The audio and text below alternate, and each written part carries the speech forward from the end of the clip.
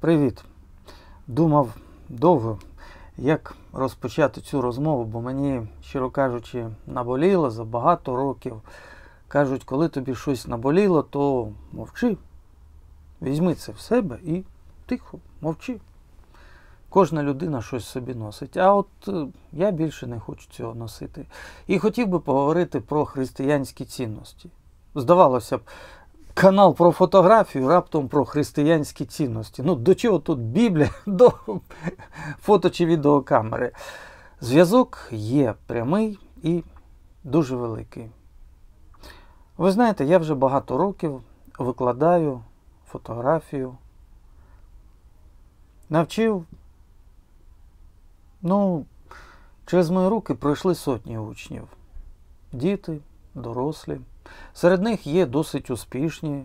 От, будь ласка, зараз провів групу. І люди вже ведуть свої YouTube-канали. Приємно дивитися.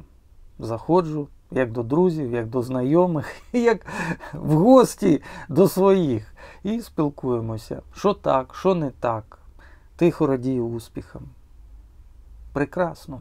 Там і не потрібен особливий автофокус на смартфоні. Матриця крихітна. На ній хоч так, хоч сяк, все буде різко, все буде в фокусі. От ще яка ситуація. І коли сьогодні люди беруть пукалки, малесенькі оці камери, відеокамери минулих років, чи GoPro беруть і кажуть, там все чітко, там все в фокусі. Так матриця маленька. От і все. Але чим більша матриця, тим легше і краще нам з вами розмити тло. Це звичайний кроп 1,5 рази, Nikon D7000. І бачимо, як чудово розмивається фон. І ми можемо виділити, підкреслити додатково об'єкт ще й гріб глибиною різкості. Були учні серед дітей, серед школярів, яких приходили вони ще 9-10 років, отакі дрібні. Боже, як з ними було цікаво. Брали чай в термоси, бутерброди, йшли фотографувати засніжений гідропарк. А якось прийшли однієї зими, а сніга нема. Я взяв костюми Діда Мороза, Снігуроньки. Одного хлопчика, такого невисокого, одягли Дідом Морозом. Він згорбився, підібрав поле і давай стрибати між кочками жовтої, зеленої трави взимку. Дівчинку одягли Снігуронькою, почали фотографувати. Постановочна фотосесія на природі у нас насправді все дуже серйозно було. Але дивишся, сонце, трава, такий Дід Мороз бігає без бороди. Ні, з бородою тільки штучною. І Снігуренька теж невеличка. Такий дивишся і думаєш, яка зима, такий Дід Мороз зі Снігуренькою. Молоді. І от що цікаво, діти повиростали, сьогодні вже студенти. Я надзвичайно щасливий заходити на їхні сторінки, там лайкатися з ним, іноді запитувати, як справи. Хоча і так, бачиш, слава Богу, добре навчаються. І дехто з них вже досить серйозні, веде сторінки в Інстаграмі. Скажу вам, серйозні фотографи, не дивіться на вік. Вони так бачать кольори, вони так бачать гру градацій світла і тіней, вони так навчилися працювати із цим, що дуже багатьом фотографам можна їм тільки позаздрити.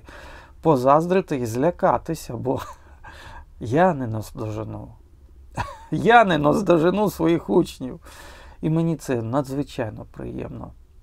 Таке, знаєте, іноді кажуть, що батьки шукають продовження в своїх дітях, але за великим рахунком всі діти, які навколо нас є, вони теж наше продовження. Якщо ми хоч трошечки доклали рук до їхнього виховання, то бачиш, як вони зростають, це прекрасно, це чудово.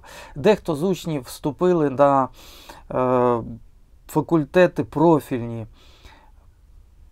Учениця в Кульку колишньому навчається на фотографа. Учень теж після школи. Боже, який розумний хлопець. Дай йому Бог міцного здоров'я. Зі школи розумів, що йому хочеться.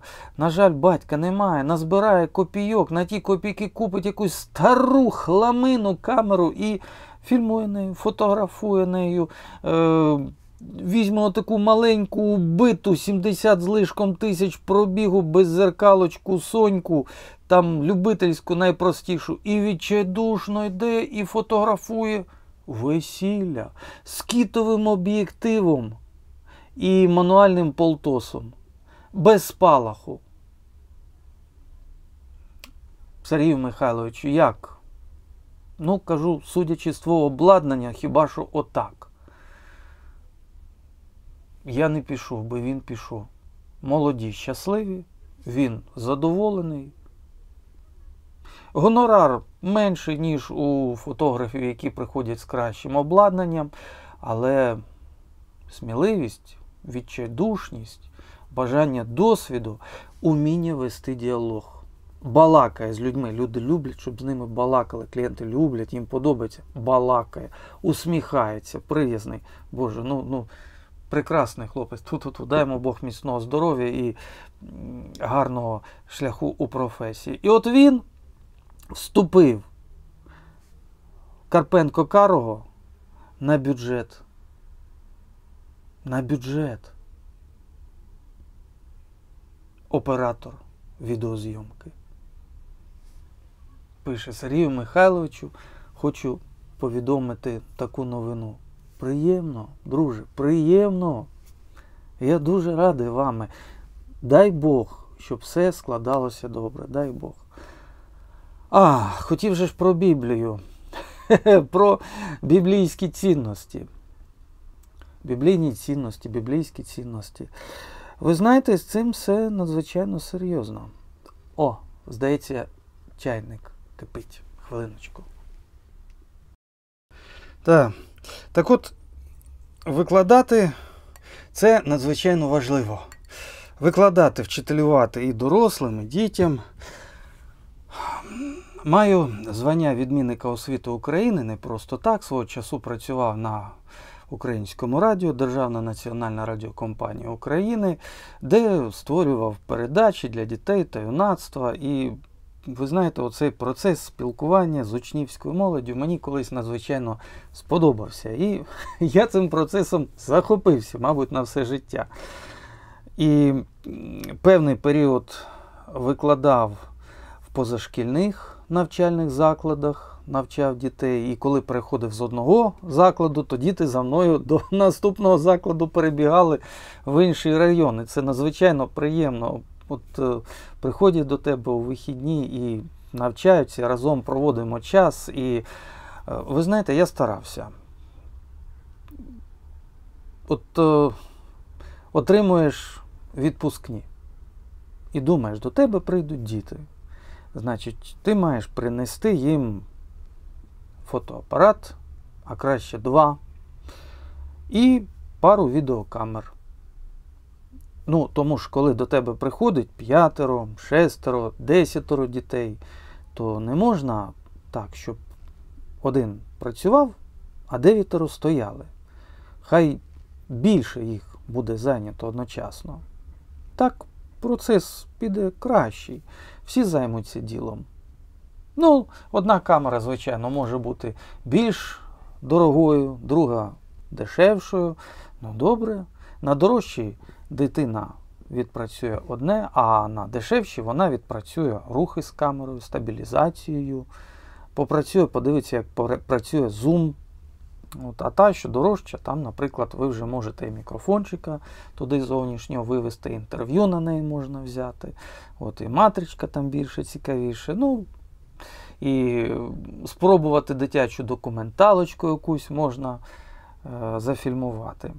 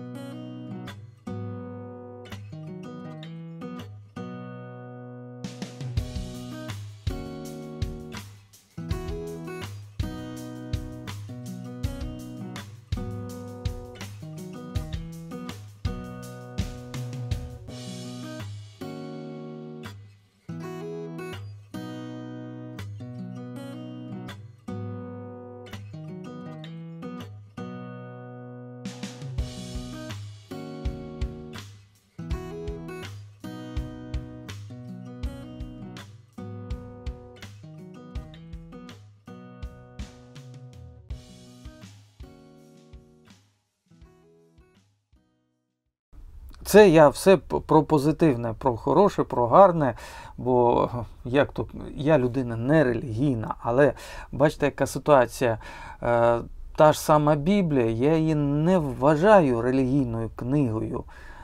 Релігія, як то кажуть, опіум для народу. Але це така своєрідна енциклопедія чи психології, чи поведінки, яка допомагає виживати на рівні окремої людини, або сім'ї, або племені. В людині є певна кількість кісточок і суглобів. Ткнеш пальцем людину, вона зробить отак, дуже передбачувано. Зробиш їй отак, вона перехилиться в цей бік. Теж дуже передбачено. І наша з вами поведінка, наша з вами психіка, те, як ми поводимося в соціумі, завжди має якісь закономірні наслідки. І у Старому Завіті, і в Новому Завіті багато разів повторюються одні й ті самі поведінкові формули. І от якщо ти так зробив, то що з того буде? Або зробив протилежне, і що з того буде? І по кілька повторів для того, щоб краще запам'ятовувалося.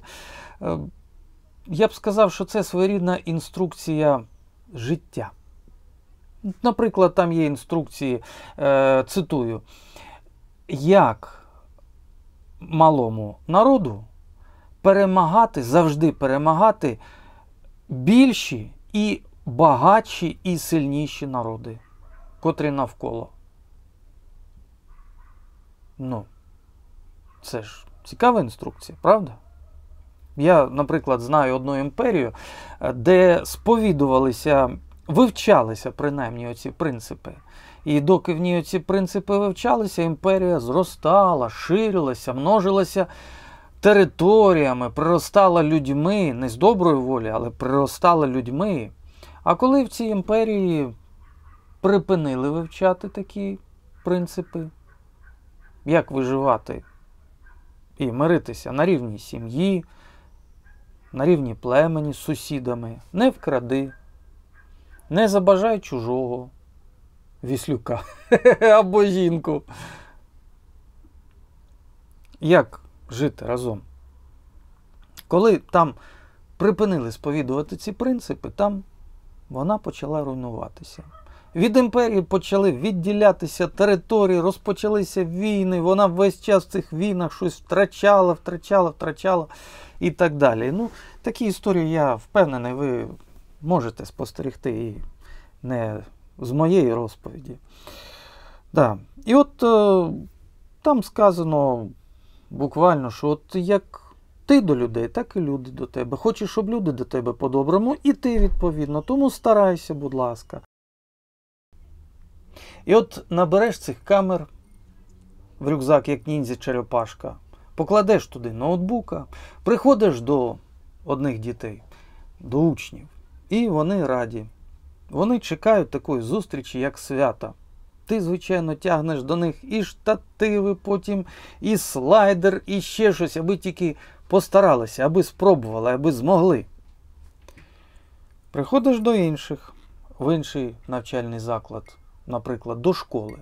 А вони чомусь вважають, що якщо навчання відбувається за державний кошт, тобто умовно безоплатно для них, то спершу можна прийти на заняття, потім можна прогуляти. Можна зустріти Сергія Михайловича в коридорі і зробити вигляд, що не помітили його. І ти таки приходиш до школи із тим, що приносиш, зі знаннями, які надбані упродовж років і десятиліть, з апаратурою, яку купив для цих учнів на свої гроші. Не поїхав у відпустку, а купив за свої гроші. А вони так подивилися, що я сьогодні прогуляю, воно безоплатно. Або, Сергій Михайлович, мене... Собака. Або, Сергію Михайловичу, мене сьогодні не буде. Ой, в мене щось там не здоровиться. Я ж бачу, як її не здоровиться. Або прийдуть, макро пофотографують. Це ж надзвичайно цікаво. І, ну, ви нам наступного разу ще щось таке цікавеньке приготуйте. Ми ж тоді і прийдемо. Шоу довгоносиків. От, а потім приходиш і бачиш, що якщо людям здається, що ти ці знання приносиш їм, вони за ці знання не платять, то воно, ця халява, сер, триватиме вічно. Але ні. Звичайно, що ти подумаєш і до вдячних людей приходиш навчати їх, до невдячних більше не перейди, бо гроші плачені. А якщо гурток умовно безоплатний, ну як умовно, з вас же ж беруть податки. Але недалекі розумом люди вважають, що це умовно безоплатно. От, то дитина може і не піти. Що, не хочеш іти? Ну не йди. Прийдуть ще наступні вчителі, даром, дуром, з наваром дадуть вам оці знання. Не прийдуть. Не дадуть. Я років 4 вже викладаю а може більше, мабуть більше, при фотостудії «Щастя» і подивився на переваги і на недоліки різних фотошкіл при фотостудіях і написав власний авторський курс з теорії, курс дистанційного навчання, курс з підвищення кваліфікації для журналістів, які бажали б зробитися універсалами, тобто не тільки писати, а і фотографувати, і фільмувати. Дорослі учні цінують таке навчання. От сьогодні 3 години було основ композиції. Інформацію збирав багато років. От, і учні прийшли через інтернет, подивилися і кажуть: Боже, особливо жінкам чомусь подобається. Вони люблять про мистецтво. Боже, кажуть, 3 години проминуло як 5 хвилин. Дуже вам дякую. Мені приємно це чути. Але про що мова? Про те, що на дорослих курсах це вже не безоплатно, не умовно безоплатно. Це вже не як у державі. На дорослих курсах треба платити. І от приходжу якось до фотостудії «Щастя», а там група, 7 людей дорослих. І одна чи школярка старших класів, чи юна студентка, але я бачу знайоме обличчя. Знайоме обличчя з тих, хто вирішив, що можна прогулювати, можна не приходити. Приходить до вас навчати людина, обтяжена знаннями, обладнанням, принесла вам все, беріть, нате, та це даром. І от тепер людина платить багато тисяч за те, щоб прийти на комерційні курси. І вона тепер може зі мною спілкуватися знову. 3 заняття. По кілька годин. І все. І все. Я, звичайно, зробив вигляд, що не впізнав. От, доброго дня, радий, що ви прийшли, як вас звати, чому ви вирішили зайнятися фотографією, та мені ось подобається те, чудово. Група роззнайомилася, здружилася, працює. Але тоді ви могли приходити і брати до мене знання просто так. Дякую за гарне відношення. Тепер треба прийти і маєте обмежений час. Коли я можу надати вам дуже обмежену теорію, обмежену практику, і, будь ласка, платіть за обладнання. Як ви до людей, так і люди до вас. А точніше, не люди до вас, а обставини до вас. І навіть не просто обставини, а закони буття. Ті самі закони, в яких згадують так звані релігійні книги. Це ж треба було підручникам з поведінки таку назву надати – релігійні книжки. Як же ж воно знецінює ці прадавні знання, які в Біблії, в Торі.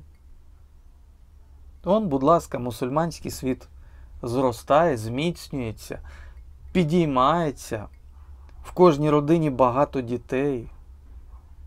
Вони теж навчаються відповідних принципів. В заняттях фотографією надзвичайно важливі самодисципліна і постійність. Коли я переходив з плівкової техніки на цифру, а це фактично новий світ, то закінчив державні курси з підвищення кваліфікації, місячні, куди ходив 5 днів на тиждень по 6 годин. І після цього місяця занять вийшов у світ і зрозумів, що нічого не пам'ятаю. Тому узяв конспекти, зошити, книжки і кожного дня упродовж року приходиш з роботи годину, півтори, коли всі вилежуються, коли всі втомилися, а ти годину, півтори ще навчаєшся, відтворюєш, вдосконалюєш в умі те, розкладаєш по поличках, те, що пробіг колись на курсах. Це абсолютно нормальний стан для дорослої людини, для студента, вузу, наприклад. Тому що, як у вузах, ти прийшов на лекцію, молодець, прослухав матеріал, а тепер ось тобі список додаткової літератури і опрацюй його. З фотографією така ж історія.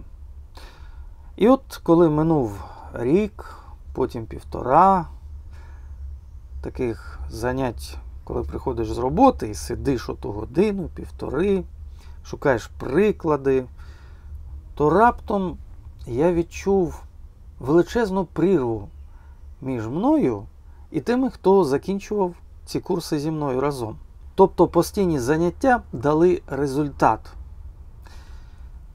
Коли переходив з фотозйомки на зйомку відео, теж було надзвичайно цікаво. Дивився у бік державних курсів. Державні курси, вони вже були платними. І треба було з осені по пізню весну навчатися щодня, денно. Але я подивився програму і, знаєте, трошки здивувався, тому що там було практично все те ж саме, що на заняттях з фотозйомки, тільки в русі. Таке ж саме. Сфотографуй, точніше, не сфотографуй, а зафільмуй портрет. Замість фотографуй пейзаж, зафільмуй пейзаж. Я почав порівнювати, поглиблювати свої знання далі і опанував зйомку відео. Все це надзвичайно цікаво. Але, повторюся, головне у всьому цьому постійність. Ходила до фотостудії «Щастя» одна дівчина серед багатьох учениць. Але вона примітна, тому що минуло десь років півтора після наших занять, вона мене через студію знову-таки відшукала і попросила про поглиблення своїх знань, умінь.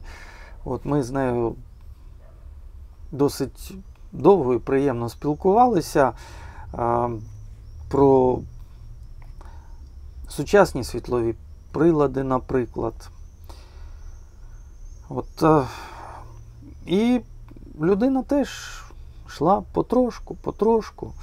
Взяла недорогий фотоапарат, кропнутий, Nikon D3100. Потім щось новіше з 5000-ї серії взяла. Взяла спалах. Потім новіший об'єктив. І потрошечку вилюднювалося.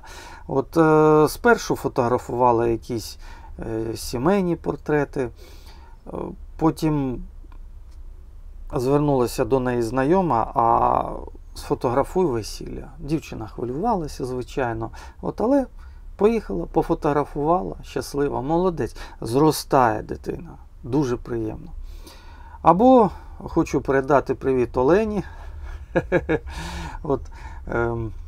з-під Києва, в Бучанському напрямку, чудова фотографиня. Вона працювала журналістом, працювала в бізнесі, тобто отримала по життю якісь навички пунктуальності і вирішила зробитися фотографкою. Продала свій автомобільчик і придбала Canon з набором лінз. Після чого зайнялася, у неї була спеціалізація, родинні портрети, особисті портрети і на особицю жіночі бізнес-портрети. Знаєте, жінка з жінкою, вони можуть гарно спілкуватися, гарно побалакати, і фотографувала вона клієнтів у спільне задоволення. У неї був такий чіткий графік, на місяць стільки-то клієнтів. Прекрасно, прекрасно. Тобто постійність, як то кажуть, рулить. А якщо ти нічого не хочеш робити, або береш фотоапарат в ряди годи, то ти без практики нічого не отримаєш. Дівчатка, школярки, які у мене навчалися, прийшли на заняття, позаймалися разом з усіма. Чудово. А потім тихенько когось із подруг підговорили, пішли пофотографуємося, пішли пофотографувалися. Сергій Михайлович розповів на занятті, як працювати зі світлом, як його ловити, як ставити акцент оцим світлом. Пішли з подругою, тихенько пофотографувалися. Потім дивлюся в інстаграмі, бачу, діти поглиблюють знання. День плюс день, заняття плюс заняття, рік плюс рік. Не дивіться на їхній вік, юний, вони професіонали. А ті, хто приходили на заняття, розважте нас, покажіть шоу, щоб ми ще раз прийшли, як зірки на небо сходять. А ті, хто приходили час від часу, розважте нас, покажіть шоу, щоб ми ще раз колись прийшли, як зірки на небо. А в інший час воно їм і не потрібне. Просто згаяли свій час. І мій теж, до речі. Є гарне таке старе слово чесноти. Є поняття гріхи, тобто так, як не можна робити, бо тобі буде погано. Є поняття чесноти. Робиш отак, є в тебе ці чесноти, і тобі добре. Якось розповім одну маленьку історію і на цьому закруглюся сьогодні. Якось прочитав у Новому Завіті цікаву притчу про те, як одна жінка мала 10 талантів і одного загубила. Талант – це певна міра золота, монета золота. І от загубила одного таланта. А потім знайшла його. Вона побігла до сусідів і почала їх скликати до себе на свято. Накрила стіл, вино взяла, ще щось каже. І каже: люди добрі, було в мене 10 талантів. Одного загубила, потім знайшла. Їжте, пийте, радійте зі мною. І всі почали радіти разом з нею. У нас в Україні люди вчаться співчувати, співчуттю. Ой, у когось. І я такий, вуса плачу країна. Ой. І хтось після мене. Ой. Ми співчуваємо, ми співчутлива нація. А нам всім варто було б навчитися, наприклад, радіти. Радіти успіхам інших. Радіти тому, що прийшов вчитель зі знаннями, з обладнанням. Вчіться, нате вам, будь ласка. Радіти успіхам учнів. І коли ми навчимося радіти, або, як то кажуть, сорадуватися, співрадіти, якщо можна так сказати, то це буде величезна радість, величезний успіх для всіх нас. Колись у мене була радість у житті, велика радість, і я міг би ні з ким не ділитися цією радістю. Але пішов до магазину, взяв напоїв, солодощів, ще чогось, побіг, пам'ятаю, по редакції, в якій тоді працював, зібрав усіх, нікому не казав про свою радість. Попросив, щоб усі наповнили келихи, щоб усі взяли по шматочку торту і сказав: у мене радість, у мене щось знайшлося в житті. І ви знаєте, люди, які навколо мене, вони не дуже добре мене знали, бо я займався сайтом, ще чимось, такий копуша. Вони почали радіти разом зі мною. І вони почали зі мною дружити. Всі. Я тоді знайшов стількох друзів. Я знайшов до себе, по відношенню до себе таке чудове ставлення, що той колектив згадую як світлу цяточку в житті. І людям з цього колективу я завжди радий. І вони мені, сподіваюся, теж. Ми вчилися співрадіти одне одному. Давайте вчитися цього разом. В наступних випусках буде про фотографію більше. Зараз я себе фільмую на ширококутну насадку. Різницю між відео з насадкою і без насадки ви можете побачити, подивившись на початок і оце зараз.